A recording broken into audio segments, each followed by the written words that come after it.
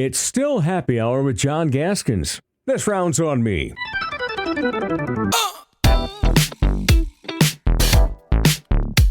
He's coming in hot on a hot, steamy summer day.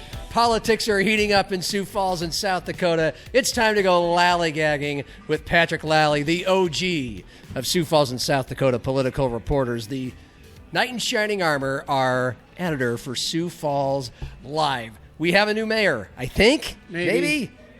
Should. By twice as many votes as last time. 4 out of about 37,000. Christine Erickson in the recount gets 2 more votes to, I guess, Smith. Stretch across the finish line, the photo finish over Jamie Smith. Yeah. You just talked to Christine, so we'll get into that like he just talked, like before he came here. Happy hour at the Orion Pub in downtown Sioux Falls, where Patrick Lalley has a Miller Lite being cracked for him the second he cracks open that door 10 feet away. That's how. Yeah. Well, it's no secret that this is sort of my second office. Yeah. I will, not to start on a sad note, but my friend, David Bronco, who is a city councilor and frequent patron of Orion, used to call it my downtown office. There you go. Well, So, and of course, unfortunately, David passed away recently. And last week, yeah. I remember him sitting over there with you. Right. I met him when you guys were hammering out, just chit-chat, shooting the breeze. And, you know, a few months ago. We're a little off track, but I just want to, you know, I haven't had a chance to write this yet, but, you know, he and I would talk about politics, but that was maybe an eighth of what we talked about. Yeah. You know, we talked about music and food and movies and TV and parenting and kids sport. I mean, it was, and I miss him. I already miss him. He was a good guy. Yeah. Yeah. I mean, I didn't know him that well, but you could sense. I loved the energy. Yeah. He didn't feel like a typical polished politician. Not to say he was unpolished, but he just had kind of more of a kid-like, authentic energy for life and for that gig compared to most. So cheers. Sláinte, David. To David. Yes, another cheers. I've got Coors Light on tap. We have Doeden and Rhoden to talk about.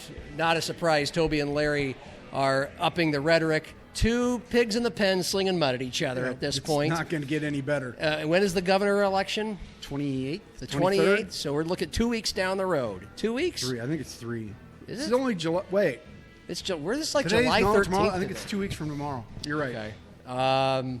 By the way, stopped by Orion yesterday on a Sunday afternoon between 2 softball games in this sweltering summer heat. You had to sit out a bunch of softball games recently around here. I did. I watched a lot of youth softball. Oh, my goodness. So, I mean, you got to go inside between these games. We had 2 hours. Yep. And we went one place with the team and then took team photos. And then we're like, let's break away, my husband and I. We're on the same team. And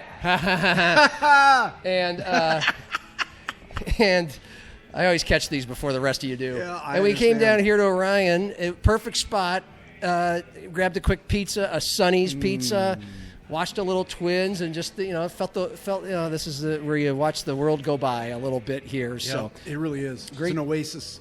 Great to be on a literal Monday afternoon happy hour with Patrick. So let's tap into it with the mayor thing. The mayor thing. You know, we had the recount. Yes.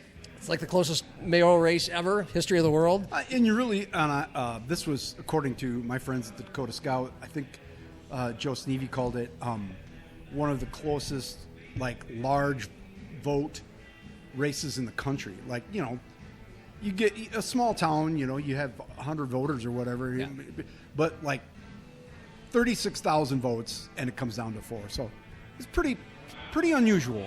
Yeah, and I'm sure you've seen the posts. I've seen the posts. We talked about this last time where every vote counts. No, you can never say your vote doesn't count anymore. How many people did you meet? How many people do I know that, you know, just kind of were like, either you can't, you literally don't care, or you forgot it was that day, or you didn't want to take the time to go and drive in and physically vote in person, which in the city of Sioux Falls really doesn't take a whole long time. But that just didn't. And I contest, and we don't have to go on this point very much. I want to hear what Christine had to say to you. that I'm sure there's if there are an equal number of people that voted for these folks, there are an equal number of people that would have voted for him or would have voted for her. But still, you don't I know. think if anything is a testament to your vote counts, maybe go if you're trying to decide to vote or not, go do it. Yeah. Because your person might actually I could think make a difference. I think the whole thing speaks well of our city. Okay. The candidates didn't really engage in anything really nasty or underhanded. No. There's all kinds of stuff that can be done. But, the fact that you have such a close election, you could say that it's a city divided, just like the country. But I don't buy that. I think there's just a lot of different kinds of people here. And they're not just all one thing or another. There's a lot of different interests and coalitions and interest groups, and it was who had the best message and who did you like, not I hate that person. Yeah. And so that was refreshing. It was. But I did talk to Christine today, and we talked a little bit about that actually, and just how she's the first woman mayor of the city, and that really wasn't an issue in the campaign. It was not like people were like, you don't want a woman running the joint, do you? Hey. And she wasn't like, no. no. And but it's important to note, she told some stories, I thought, in my interview that you can see already on SiouxFallsLive.com, probably very near this one. Yeah. And she told a story about sitting next to talking to a little girl who saw her and said, "Mommy, that's the girl from the postcard. It's the political mailer, right?" And so she talked to her for a little bit. It's a very nice story, and just stuff like that. And it's important to note these things. It's historic in that nature. Christine's going to do just fine. Now, what we don't know is if there's still some recourse for Jamie. He has a press conference tomorrow at 10 a.m. It's Monday as we tape this. And you had planned on talking to him today, and I had planned he on held talking off this afternoon, and he just pushed it till tomorrow. So we'll talk to him, and it worked out because I want to talk to him after he says what he's going to do. Yeah. So we'll have that tomorrow.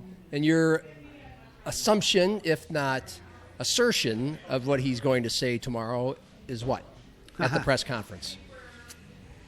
He's either going to concede or he's going to say, "I'm still challenging this," right? Yep. And I suspect that it's the latter. I mean, I suspect they have a plan to either overturn some of those votes, but there's an issue with the mail-in absentee votes. 150 of them, right? Yeah, something like that, and that came in after that arrived at the auditor's office after the election, after Tuesday, and that's the law. The law says if they arrive after election date, they don't count. So I don't know. I mean, if they have some that they think that they can challenge, I don't know. I mean, you don't need very many, but we'll find out. The key question is whether they can get a judge to issue an injunction to stop Christine from being sworn in on Friday. So you've got to get a judge to agree to stop an election that has been basically certified, recounted, everything. You got to have some pretty good evidence that there's something that can change, right? Yeah. And to get a judge to stand in front of the electoral process is pretty tough. I've said this. I can't think of one case, and I'm sure there's something out there. If there's corruption or whatever, I'm sure they exist. So when I say I don't think it's ever happened, that's probably not true. But I don't ever remember a judge saying, "You know what? We're just going to stop this and wait till we can figure it out." Yeah.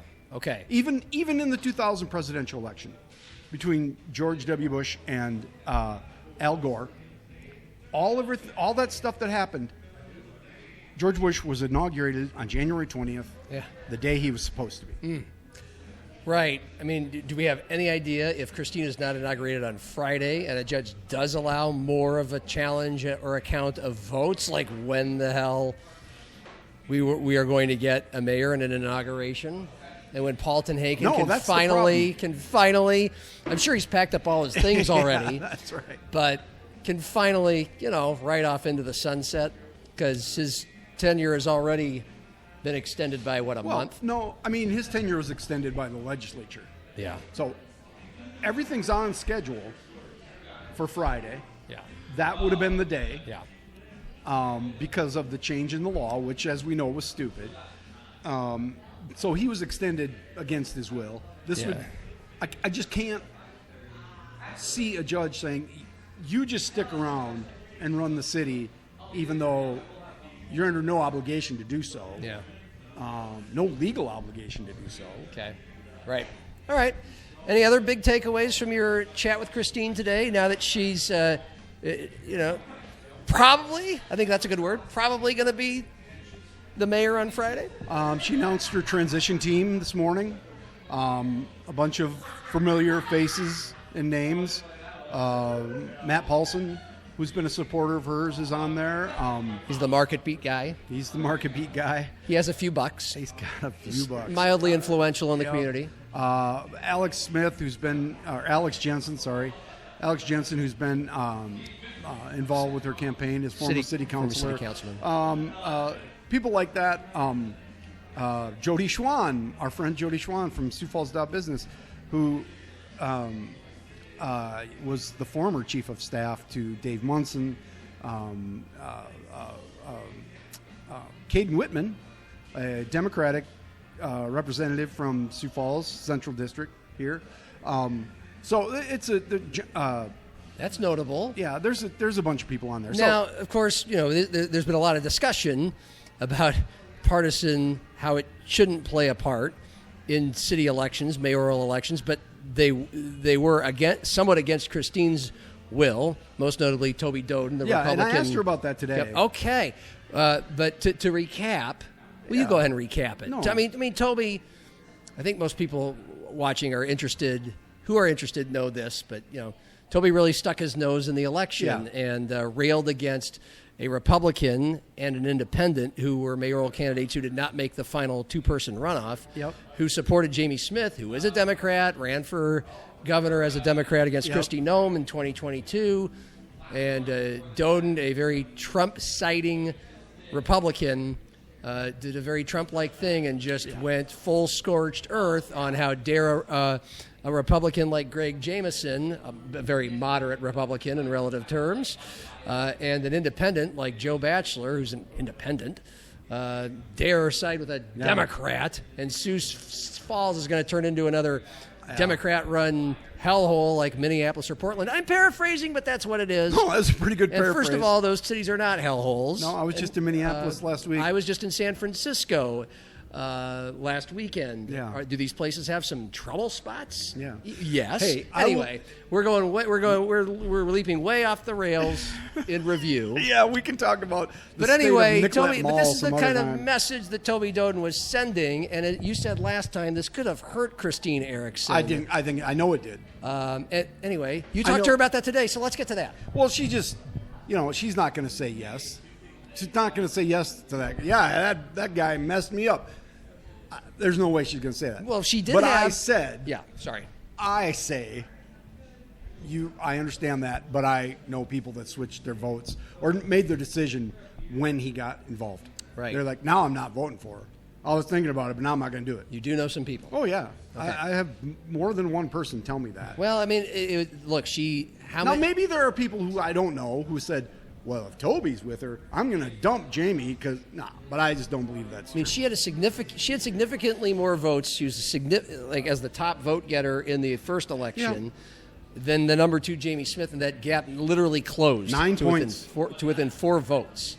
So I mean, we went from 9 percentage points to 0.00001, and could be a lot of things. I'm sure the endorsements had Toby not railed against the machine, the endorsements probably helped Jamie close the gap. I will say so. I believe that's to be true. And then, Toby's thing probably didn't help that anymore. But the other thing that I would think is that, well, of course, I bet you she just wants to be classy about this. She appreciates the votes she got. Yeah, But she's B, not gonna do that. she could be, I'm not saying working for Toby Doeden, but he could be the governor. Could be. And she's going to be the mayor of the biggest city.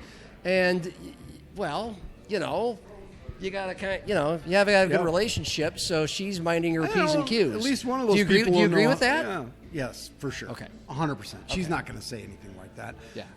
That would be dumb. But I can. That's why we're doing this. I can say that it hurt her. I know it did. And because he wasn't doing it for her, he was doing it for himself. Yes. Of course. So we'll see. I mean, that race has some time to go here, and we'll figure out what happens.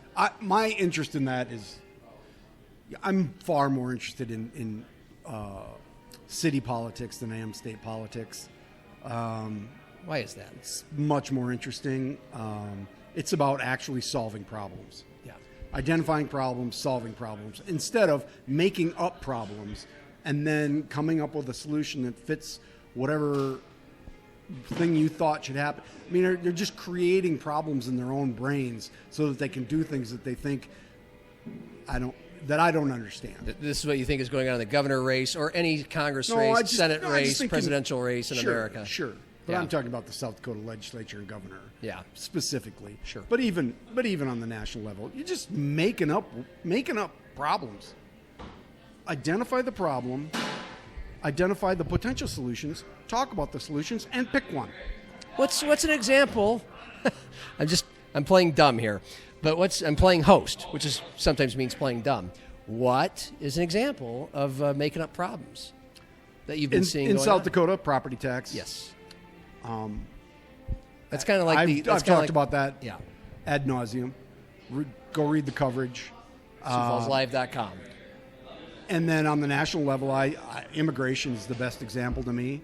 Transgenderness. Well, I mean, that's a made-up problem. Yeah. But immigration is a made-up problem. Now, is there a problem with immigration? Yes. There's a policy problem with immigration. Or there always has been changes in the policy. But what is the problem? And not just what Trump has done, or, I mean, Biden did it poorly, and, I mean, you just keep going back and back and back, and it just keeps getting screwed up. And when people of reasonable mind from both sides of the didactic political scene come up with something that seems like a good solution, it goes nowhere. Reasonable solutions go nowhere. Okay. Well, I guess that's a good transition into the Doden. Something. The Doden Rhoden. No, the Doden Rhoden thing. Dodie Rhodey. Dodie Rhodey. Dodie Rhodey. Howdy doody. There's a song in there. I know. It's a song parody. A great country tune that they could play here. Dodie Rhodey. If there wasn't a rule and a sign that forbids us from talking politics here at the Orion Pub. But unless you're on air. Thomas makes an exception just for us. And fortunately, they're loud enough and having a good time behind us that they can't hear us. And so we're still providing the kind of experience you would expect at a place like the Orion Pub, a friendly neighborhood pub, to get away from the world's problems, including politics. But anyway, we're here. We're doing it. We appreciate it. So those property tax commercials are heating up. And, of course, like any heated political race, we've got differing messages from the candidates. You can't avoid these commercials if you're watching sports or if you're watching any damn thing on YouTube. And so everybody who's watching this has seen the ads. But, it appears to me Toby's just going full throttle. Larry Doden's the worst thing to happen and will be to South Dakota. What I'm very interested in... And Larry's just defending himself. You brought up the ads, right? Yeah.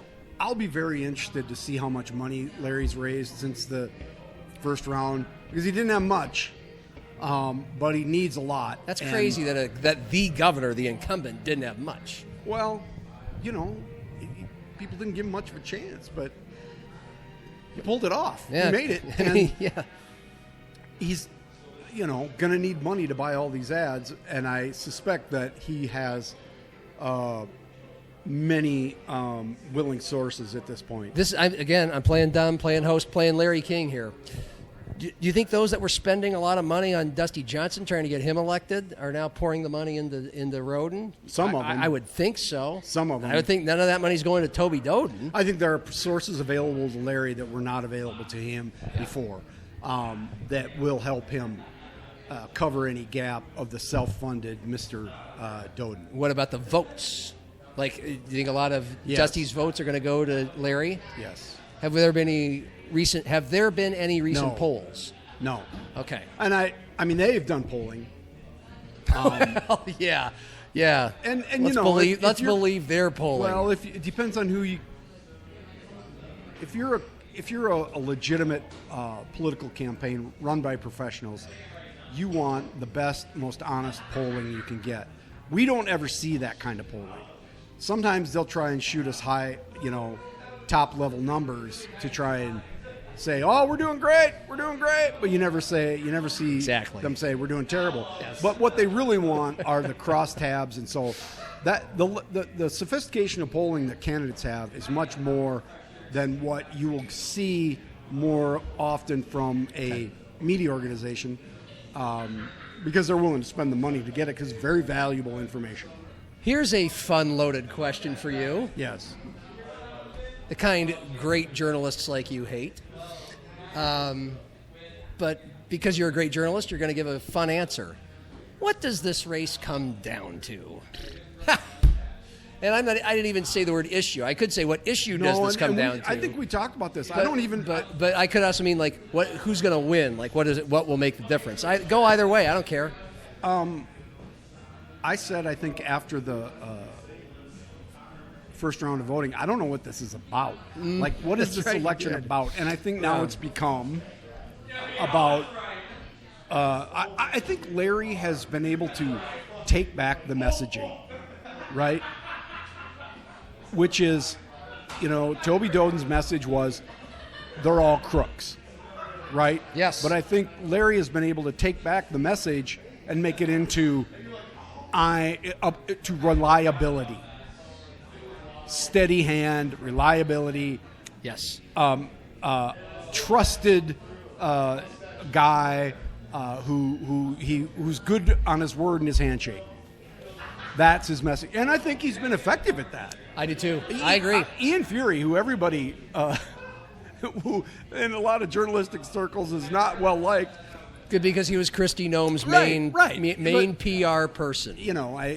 And she was all about, full throttle, go for the jugular, sling mud, no holds barred. No, right.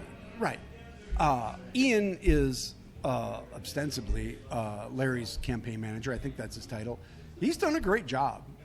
Nobody's given Ian enough credit here yet about navigating his way through this.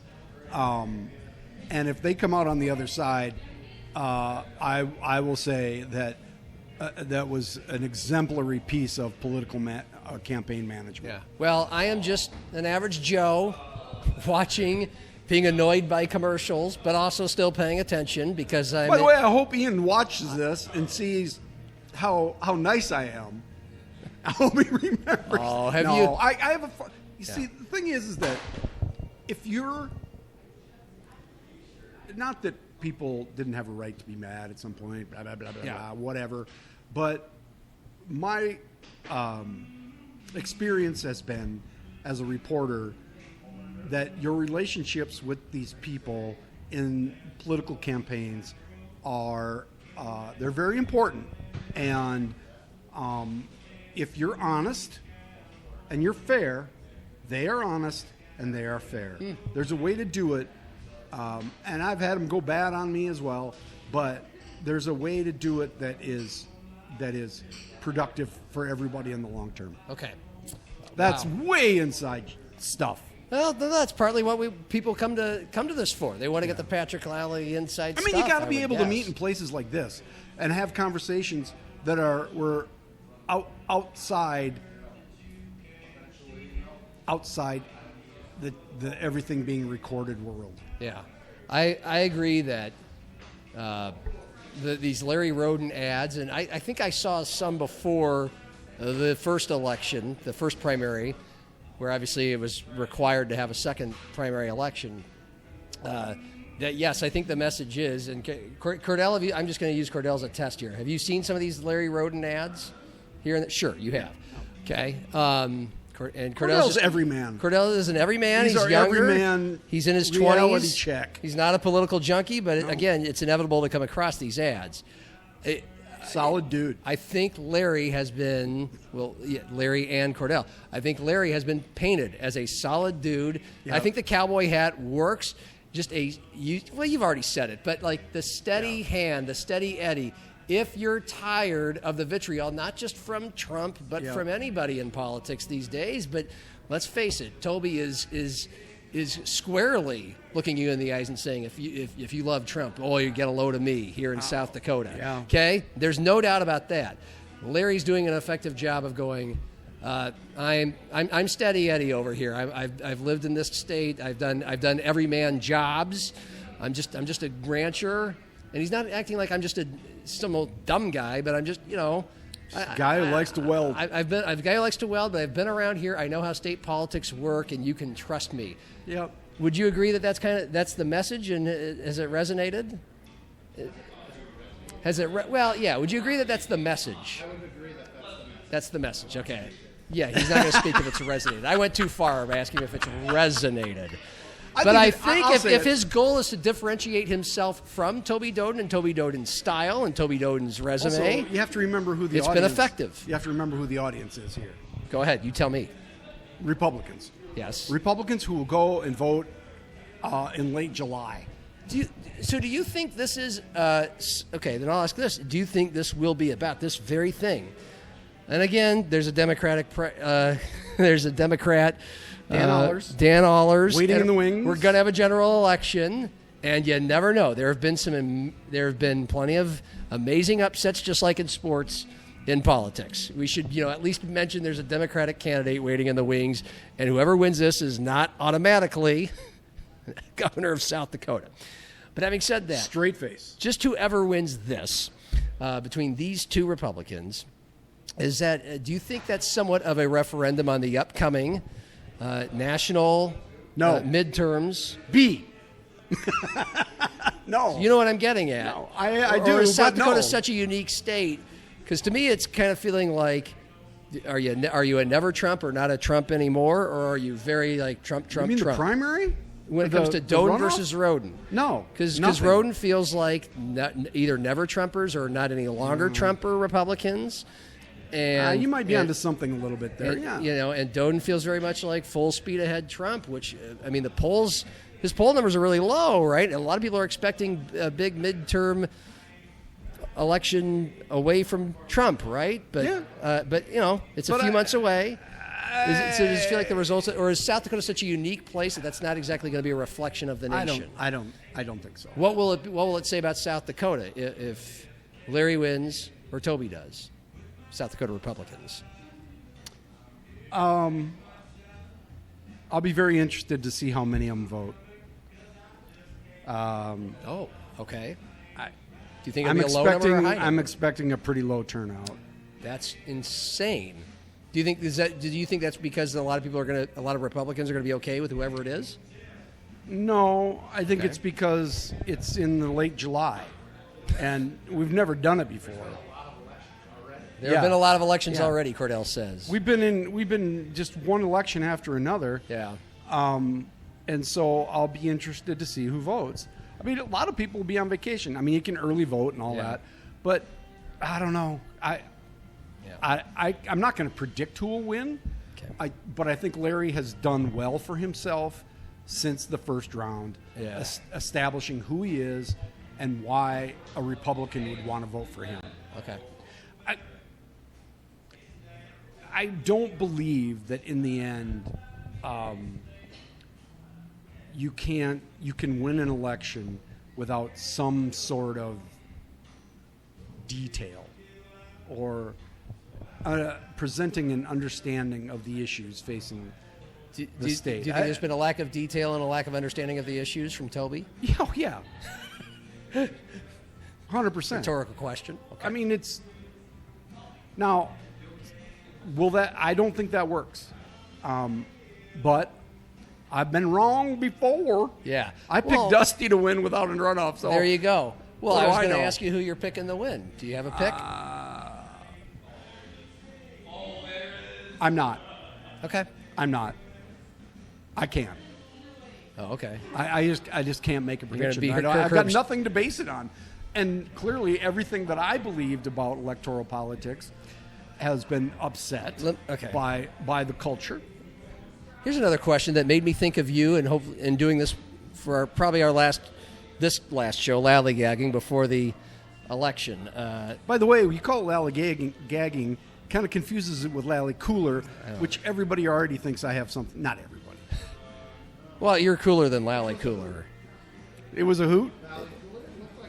It was a blast. I was there You were both there, nights. yeah. Yes, I was there both nights. Big crowds, right? It depends on what you mean by big, but yeah, I mean, they weren't small. I mean, people weren't filling the stands, but they were filling the field. Good. All right. So, yeah, I mean, it was very Successful venture. Very successful. Good. Go ahead. And enjoyable. Everything's coming up Lalley these days. I have seen, Doeden has replaced a lot of his signage with Vote Doeden, Save SD. I haven't seen those. Oh, man. Have you seen those? Have you seen any of those? Okay, maybe Have you seen this? Have you heard about I've this? seen them in lawns. I've seen them in front of gas stations. You know, I'm happy you mentioned lawns because what I have noticed, for instance, I drive around the Tony Tuthill neighborhood of Sioux Falls quite often, and my suburban range out there. I don't see a lot of. I see virtually no Doeden signs. Okay. I see some Rhoden signs. Now, where you see them are on, along roadways, big signs that are clearly set up by people. But I'm not seeing that. My old compatriot Dave Kranz used to have a route, and I wish he was still with us, that he would drive before every election and count signs. Didn't matter what election it was. And he would tally up the signs and and make an analysis based on that. And it was pretty accurate. Sounds like fun. Yeah. I don't know. He would have a tough time finding Doeden Rhoden signs in this weird atmosphere that we're in. I've seen the signs that say Vote Doeden, Save SD. And I understand any answer to questions like this is in the eye. Save us from what? It's in the, thank you. Well, you're getting to it. It's in the eye and the brain of the beholder. But do you really feel like South Dakota needs to be saved, and from what? That's what I'm asking. We got the best life in the world. I don't know why. I mean, we always have things to fight about. By that, what do you mean? How could life get any better? I mean, yeah, there are problems. People have challenges. There's poverty and social discord but it's not and property it's not taxes. We have like a good life. like everywhere else. We have a good life. Yes. I don't like slogans, and I don't like jingoistic approaches to life. I don't like the safest, freest, blah blah blah blah blah, because all that's just putting words together. It's not reality. Yeah. But my life's pretty good. Is your life pretty good? It's all right. It's not bad. It's Could be better. Pretty nice, but- pretty easy place to live. Yep, it's pretty Yes. good. South Dakota, it's Not pretty the good. case, that's not the case for everybody, but It's all right. but it's probably the case for more people here than a lot of other places. No, I wouldn't want to live anywhere outside the metro, ever. That's for another But- show. But anyway, I would agree. It doesn't feel like South Dakota needs to be saved because there's nothing to save it from. But I just, I saw that's weird. that's what the signs say. I know. And so to That doesn't mean he's going to lose or win. I I'm not saying that. translate that as somewhat of a desperate ploy. But it's well, that's been his desperate's message. one word, but aggressive is another. That's been his message Whether this the place entire needs to time. be saved or not, that's a little bit more aggressive, and it's more of a message than just here's my name, vote for me. So we'll just see if it works. I would contend, and I would, if if Toby was sitting here next to us, I think he'd agree with us. His life's pretty good. He's got a pretty good life. Yeah. He seems like a pretty happy guy. He when does. you outside of campaign speeches, Seems like a pretty happy guy. Yeah. Well, therefore, I don't know if you can answer this question or not, because you said there's been a lack of detail. But a Doeden governorship would mean what? What do you think that I have no leads idea. to? Okay. I have no idea. Not because, I mean, you've got a legislature that you have to work with. Yeah. And if you tell them we're going to get rid of property taxes, first of all, that then means that you have to find money to run schools and local government somewhere else, which ironically would mean a more centralized system of state government and how we run. It would take power away from local people and centralize it in Pierre, which is sort of antithetical to a true conservative message. Yes, that they kind of want government out of things, right? Well, and I do too. Yeah. Okay. I don't want the government in my life. You want the government in your life? Not really. See? So let's circle it back to Christine, because you said things that's are probably good, because Cordell's going going to shoot you in a minute. Things are going to be fine. What are we at? 32. My guess is we're at 32. 32 minutes? 35. I'm getting pretty good at this. Let's try to keep it under 40. I'm the 15-minute interview guy. I know you are. But what am I? But I'm enjoying this, so keep going. Good. Well, I hope everybody else is too. If they're still listening, they must have. They must. Why do you think we're going to be fine with Christine as mayor? Yeah, of You course. used the I word think we'll be fine. fine with either one of them. I did too. What do you think a Christine mayorship will mean, if that's a word? I think that she's going to be exactly who you think she is, which is open, a listener for the most part, but in the end will do what she thinks is best in terms of the budget. She's going to be she's going to have to be pretty conservative in terms of what we spend money on, and probably rather loath to get involved in issues of childcare and homelessness and things like that some people probably won't like. She doesn't want to get into those? No, I think what she would say is we need to work with our community partners to address the Taxpayers problem. are not going to not the bill. put the taxpayers on the line. Okay. Doesn't mean we can't be involved, but it's not going to be a city program. Yeah, I got you. I think in general that's where she's going to come down on things, and making sure that we got the cops come when you call them, and the streets are better than average, and that's going to be Christine. I'm sure she'll ruffle some feathers along the way just because of the way she is. She's a very direct human being. Yeah, she is. She's not going to make everybody very happy, but she knows that. Okay, I actually have two more. Two? Time for two more. It's an old Vikings thing. Minnesota Vikings. How about Chuck Woolery? 2-2. Yes. We'll be back in 2-2.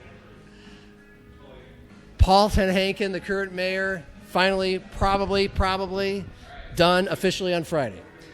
Number one, back to Doeden Rhoden. I forgot to ask. Thought this is going to be a big thing with our conversation today. How much does his endorsement help Rhoden? Do you think that'll help if it's a close election? Does that endorsement help? Yeah, I think so. I mean, we're in the biggest city in the state. He's been a fairly popular mayor. Not a big swing, but it's hard to believe there's anybody who's on the fence between those two guys. Yeah. But if they are, and they live in the metro, they might take what Paul says to heart. Yeah. I think they would. They trust him. Yeah. And that's... there's a bunch of people out there who do think he's a Democrat. So, a rhino or whatever. They don't know Paul TenHaken very well. Right. So maybe a little bit. Okay. And the last one would be, since this is actually it, we could do a whole show on this, but we won't. The Paul TenHaken legacy, 2 terms, 8 years as mayor will be. You can only deal with what comes at you. and you don't know what's going to come at you. So What came at him? How did he deal with it? COVID, and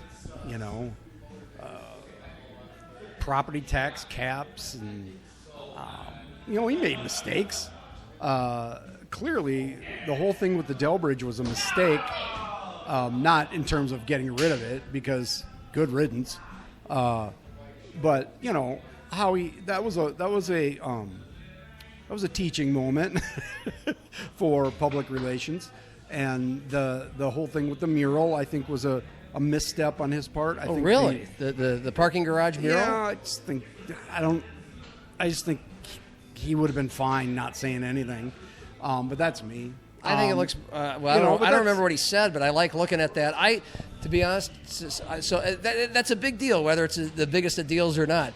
I walked down from my neighborhood up near McKinnon Park. I walk down or drive down to the Orion Pub or downtown a lot. And if I go down First Avenue, I am looking directly at that mural. And every time I see it, I go, those are some nice colors. That's better than looking at concrete. Yeah. Would I think of it at all? Maybe if I knew the history behind that whole, because that's on Huther's tab, right? Oh, the actual parking ramp. Yes. Chernobyl at the Falls. Yeah. But you're talking about the mural that's on it. They decided to at least, hey, we don't know if we're going to be able to do anything else with this building besides a parking garage, but at least we're going to make it look nice. And that's a very relative and subjective term, but I look at it and go, that was a nice thing that Paul did there. Right. And if he, in my brain, they got this, the winner of this process. If he would have just said, "Oh, I don't like it, but whatever," it wouldn't have been on his. If people hated it, it wouldn't be his problem. Okay. It's art. Yes, it's art. It's interpretive. But he sort of made it into his problem, and he tried to solve it, and it just got worse as it went along. Okay. And then the sustainability report thing, that just made people mad who were involved with it. Okay. I mean, stuff like that. Those were the mistakes he made. There are people who detail these things much more than we need to do here. But I'm sure you'll write a column. But his legacy, yeah, I think his legacy will be very positive. I think he leaves as a popular mayor. The city grew naturally, not because of him, but he handled the growth reasonably well. It appeared, and I think he'll have a lot to be proud to look back on. And question 2B is, do we expect to see him? Mike Huther has never emerged in another election. He's maybe thought about it. He's given us all a little bit of a tease, but it hasn't happened in 8 years. What about Paul? Do you think this will be the second? Well, I don't know. No, I doubt it. But he's still a young man. He is, and he's going to go and do, mentoring and leadership or whatever it is that he's going to do, and he'll be a guy who you see, I imagine, and he stays in touch and maintains a profile. And if the nature of the Republican Party were to change, maybe, but not under the current conditions. There's no way. Okay. All right. Thank you for doing this. Hey, always a pleasure. I enjoy it. Do you? Lalley-gagging is one of the highlights of my occasional week. Okay. Occasionally a highlight of my week, I should say. All right. Well, I would agree with that. No, thanks. I need another beer too. Maybe we could go play shake and bake, whatever that's. Shake a day. Shake a day. Let's go play shake a day. Have another beer. Appreciate Patrick Lalley, and we'll Lalley-gag again after Doeden or Rhoden finally wins. Absolutely. Finally wins the Republican primary. For video producer Cordell Wright, I'm John. Check out Patrick's interview with Christine, the article about Christine, whatever happens with Jamie on Tuesday. Oh, and by the way, Missouri Valley Football Conference Media Days. Oh, good luck with that. All at SiouxFallsLive.com. On Channel 36 over the air, 616 cable. Cheers. Bye.